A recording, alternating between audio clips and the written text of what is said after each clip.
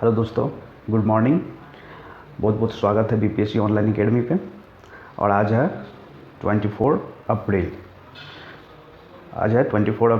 और आज का करेंट अफेयर लेके हम हाजिर हैं। यह आने वाली सभी प्रतियोगिता परीक्षाओं में बहुत ही उपयोगी होने वाला है, जैसे 67 बीपीएससी, सीडीपीओ, बिहार दरोगा, जितने भी आने वाले एग्ज़ाम हैं, स्टेट पीएससी या फिर कोई भी जो एग्ज़ाम आने वाला है उसके लिए बहुत ही उपयोगी होने वाला है। तो चलिए बिना टाइम गंवाए स्टार्ट करते हैं आज का करेंट अफेयर का सेशन। तो पहला क्वेश्चन है हमारा 24 अप्रैल, जो कि आज है। इस दिन हम लोग मनाते हैं नेशनल पंचायती राज डे। 24 अप्रैल को क्या मनाते हैं? पंचायती राज डे, या इसी को बोलते हैं नेशनल सेल्फ गवर्नमेंट डे बोलते हैं। ठीक है। और ये मनाया जाता है मिनिस्ट्री ऑफ पंचायती राज द्वारा। कब? 24 अप्रैल को। और सबसे पहले बार मनाया गया था डॉक्टर मनमोहन सिंह जब प्राइम मिनिस्टर थे, तो 24 अप्रैल 2010 को से स्टार्ट हुआ था पंचायती राज डे मनाना, या नेशनल पंचायती राज डे। तो पहला बार कब मनाया गया था? 2010 में। क्यों मनाते हैं हम लोग 24 अप्रैल को नेशनल पंचायती राज डे? तो 73 कॉन्स्टिट्यूशनल अमेंडमेंट जो आया था इसी दिन कैम इनटू फोर्स में आया था, मतलब इस दिन से लागू हो गया था, जो कि 1993 में आया था। तो याद रखिएगा 73 कॉन्स्टिट्यूशनल अमेंडमेंट एक्ट किससे रिलेटेड है? तो ये पंचायती राज से रिलेटेड है। और इसी में पूछ दिया गया 74, तो 74 है म्यूनसिपैलिटी से, 73 हो गया पंचायती राज से और 74 हो गया म्यूनसिपैलिटी से। ये कॉन्स्टिट्यूशनल अमेंडमेंट एक्ट है, इससे रिलेटेड है। और अगर हम पंचायती राज का बात करें तो पहली बार कहाँ लागू किया गया था? तो उस टाइम में जब हमारे पंडित जवाहरलाल नेहरू प्राइम मिनिस्टर थे इंडिया के, तो 2 अक्टूबर 1959 को नागौर डिस्ट्रिक्ट राजस्थान से स्टार्ट किया गया था पंचायती राज मनाना। ठीक है। और इससे दो कमेटी है जिसका नाम मैं आपको बता दूं, बलवंत राय मेहता कमेटी और अशोक मेहता कमेटी। ये दोनों रिलेटेड है किससे? पंचायती राज डे से। और अगर पूछ दिया जाए पंचायत जो कितने टायर का सिस्टम है, तो ये 3 टायर सिस्टम है। ठीक है। तो पंचायती राज डे 24 अप्रैल याद रखिएगा। चलिए आगे बढ़ते हैं। कौन सा देश वैश्विक ऊर्जा संक्रमण सूचकांक में सबसे ऊपर है? Which country top the global energy transition index? तो ये सबसे ऊपर जो है वो हमारे स्वीडन है। ठीक है। 2 नंबर पे नॉर्वे, 3 नंबर पे डेनमार्क और 4 नंबर पे स्विट्जरलैंड है। और इंडिया का जो स्थान मिला है वो 87 स्थान मिला है। और 115 कंट्री को लेके इस सूचकांक जारी किया गया था। तो ये सारे जो है 2021 के लिए है। तो 2021 एनर्जी ट्रांजिशन इंडेक्स में सबसे पहला स्थान किसको मिला है? स्वीडन को। इंडिया को कौन सा मिला है? 87। ठीक है। और ये किसके द्वारा जारी किया जाता है? तो ये वर्ल्ड इकोनॉमिक फोरम द्वारा जारी किया जाता है। और ये इंटरनेशनल बेस्ड एनजीओ है, याद रखिएगा। और इसका WEF का मतलब वर्ल्ड इकोनॉमिक फोरम का जो स्थापना हुआ था 24 जनवरी 1971 का, जिसका हेडक्वार्टर कहाँ पे है? स्विट्जरलैंड में, क्लोंगी स्विट्जरलैंड में। ठीक है। और वर्ल्ड इकोनॉमिक फोरम का एनुअल मीटिंग जो होता है दावोस में होता है, जो एक शहर है कहाँ का? स्विट्जरलैंड का। ठीक है। तो याद रखिएगा एनर्जी ट्रांजिशन इंडेक्स में पहला स्थान स्वीडन का और इंडिया का कौन सा मिला है? 87। चलिए नेक्स्ट। भारत को 2021 में एनर्जी ट्रांजिशन इंडेक्स में 115 देश में किस स्थान पर रखा गया? India has been rank in 115 country in energy transition index in 2021। तो अभी हम लोग बात किए थे इसके बारे में। तो इंडिया को कितना पर रखा गया? 87 पे रखा गया।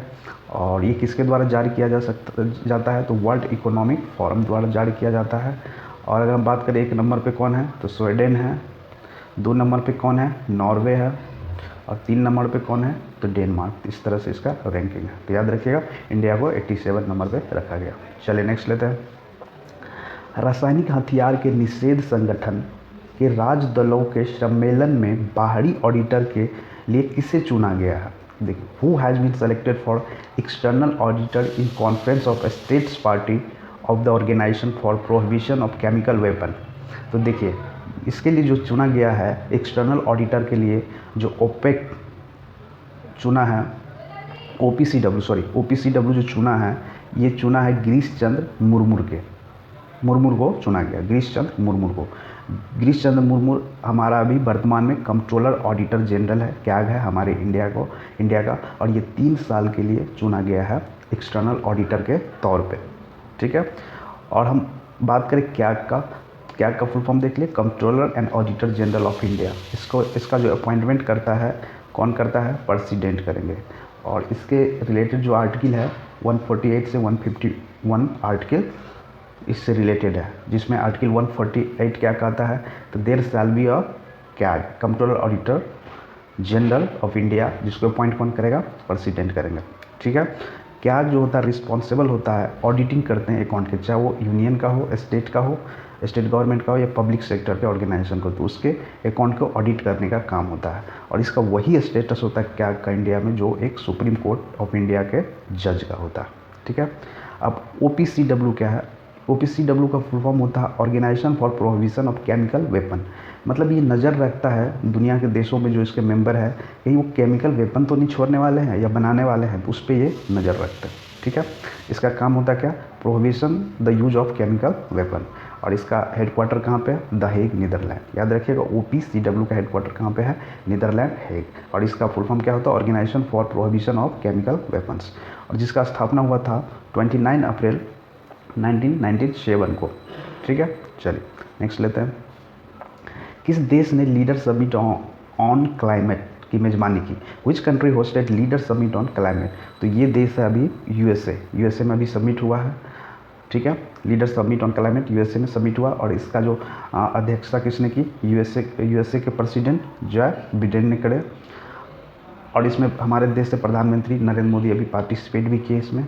ठीक है, लीडर समिट ऑन क्लाइमेट, और इसका थीम जो था 2021 में जो समिट हुआ है, इसका थीम था आवर कलेक्टिव स्पिरिट टू 2030।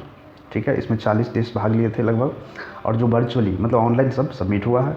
और अगला जो United nation climate change conference होने वाला है वो नवंबर 2021 में ग्लासगो में होने वाला।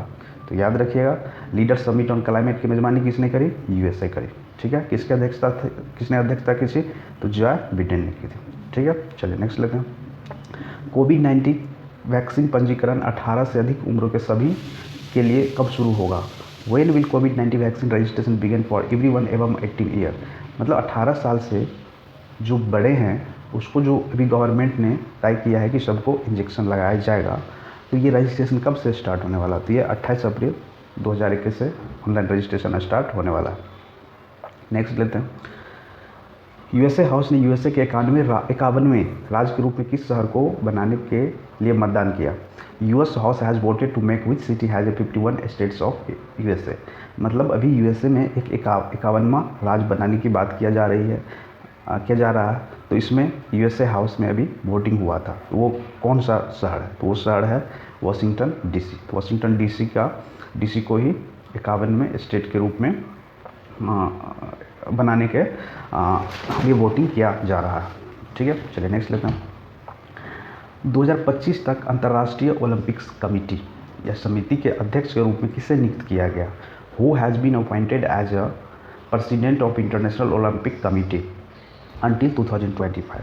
तो थॉमस बक, ये पहले भी थे, थॉमस बक ही थे, और 2025 तक इसको फिक्स कर दिया गया है, तो यही रहेंगे प्रेसिडेंट इंटरनेशनल ओलंपिक कमेटी का। ठीक है, इंटरनेशनल ओलंपिक कमेटी है क्या, ये नॉन गवर्नमेंटल स्पोर्ट ऑर्गेनाइजेशन है जो स्पोर्ट गेम ऑर्गेनाइज करता है।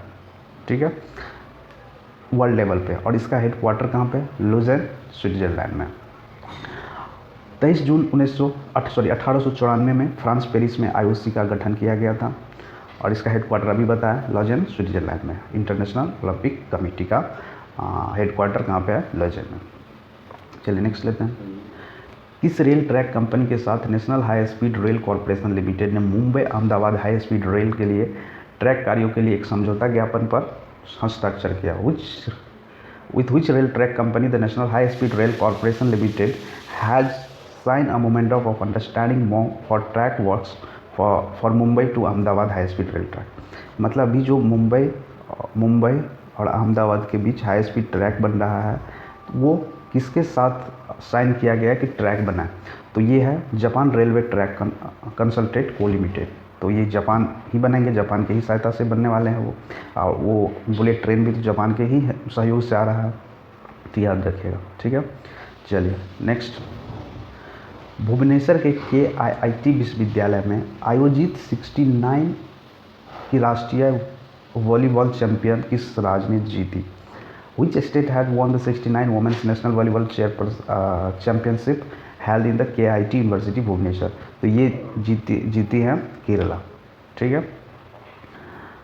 नेक्स्ट है राष्ट्रीय डोपिंग रोधी एजेंसी ने रुचिका एक खिलाड़ी है जिस पर 4 साल का प्रतिबंध लगा दिया गया है। वह किन खेल से जुड़ी है? The national anti doping agency has banned Ruchika for 4 year. Which sport is she associated with? Then she associated with boxing champion से ये जुड़ी है। अब देखिए नेशनल एंटी डोपिंग एजेंसी का हेडक्वार्टर जो है न्यू दिल्ली में है। इसका स्थापना 24 नवंबर 2005 को हुआ था और इसका मोटो है प्ले फेयर। और नाडा का जो अभी वर्तमान में CEO है नवीन अग्रवाल है। और नेशनल एंटी डोपिंग एजेंसी का काम होता है कि खिलाड़ियों को ड्रग्स लेने से रोकना। तो कहीं ड्रग्स तो लेके नहीं खेल रहा है तो ये लेके यही काम होता है इसका। तो अभी रुचिका का जब टेस्ट हुआ था तो ये पॉजिटिव पाई गई थी कि ड्रग्स लेके ये खेल रहे थे, इसीलिए इसको 4 साल के लिए बैन कर दिया गया। ठीक है, चलिए नेक्स्ट लेते हैं। 23 अप्रैल को देखिए एक और डे मनाते हैं, नेशनल पंचायत डे तो मनाते हैं 24 अप्रैल को। और ये 23 अप्रैल को United nation English language day मनाते हैं और United nation Spanish language day मनाते हैं। क्यों? क्योंकि इसी दिन ये यूनाइटेड नेशन के कार्यकारी भाषा में सम्मिलित किया गया था। तो देखिए इंग्लिश भी 23 अप्रैल को है और स्पेनिश भी 23 अप्रैल को है। तो इस तरह से टोटल कार्यकारी भाषा जो है 6 वर्किंग लैंग्वेज है हमारी यूनाइटेड नेशन का। और सबसे लेटेस्ट में जो जोड़ा गया था अरबिक को 1973 में कार्यकारी भाषा के रूप में जोड़ा गया था। इससे पहले 5 कार्यकारी भाषा थे और अभी कितने हो गए? 6। ठीक है, चलिए नेक्स्ट 6 में कौन कौन सा है? अरबिक है, चाइनीज़ है, इंग्लिश है, फ्रेंच है, रशियन है, स्पेनिश है। ठीक है, चलिए नेक्स्ट। RBI ने एसेट रिकंस्ट्रक्शन कंपनी के कागजात की समीक्षा के लिए एक समिति का गठन किया। समिति की अध्यक्षता कौन करेंगे?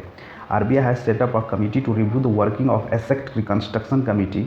The committee will headed by, तो ये कमेटी हेड करने वाले सुदर्शन सेन और ये 6 मेंबर कमेटी है। और ये जिस दिन इसका बैठक हुआ उससे 3 मंथ बाद इसको रिपोर्ट सबमिट करना है। तो याद रखिएगा RBI। ठीक है, चलिए नेक्स्ट लेते हैं। 4वें संस्करण खेलो इंडिया गेम का आयोजन कहाँ किया जा रहा है? We are going to organise 4th edition Khelo India game. तो ये होने वाला है हरियाणा और दिल्ली में। ठीक है, कब से कब? 21 नवंबर 2021 से 5 दिसंबर 2021 तक होने वाला है खेलो इंडिया गेम। तो याद रखिएगा 4वें संस्करण खेलो इंडिया गेम का आयोजन कहाँ किया जा रहा है? हरियाणा और दिल्ली में। ठीक है, चलिए नेक्स्ट नासा का हेलीकॉप्टर किस ग्रह पर सफल उड़ान के साथ इतिहास का पहला विमान बन गया है? NASA helicopter has become the first aircraft in the history with successful flight on which planet? तो ये जो नासा का हेलीकॉप्टर जो गया है मार्स, जिसको हिंदी में मंगल मिशन भी कहते हैं। और नासा का मतलब होता है national aeronautics and space administration. और ये USA का एक स्पेस एजेंसी है, जैसे हम लोग का इंडिया का इसरो है, जिसका हेडक्वार्टर है आपका वाशिंगटन DC।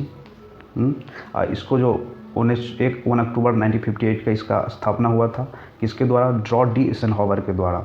ठीक है, अभी वर्तमान में जिसको चेयरमैन है जिम ब्रिंडेस्टाइन है। ठीक है, जिम ब्रिंडेस्टाइन वर्तमान में नासा के चेयरमैन है। ठीक है, चलिए इसी के साथ आज का सेशन ख़त्म होता है। Thank you for watching BPSC online academy. Stay home, stay safe. अगर आपको ये सेशन पसंद आता है तो लाइक करिए, शेयर करिए, सब्सक्राइब करिए। Thank you.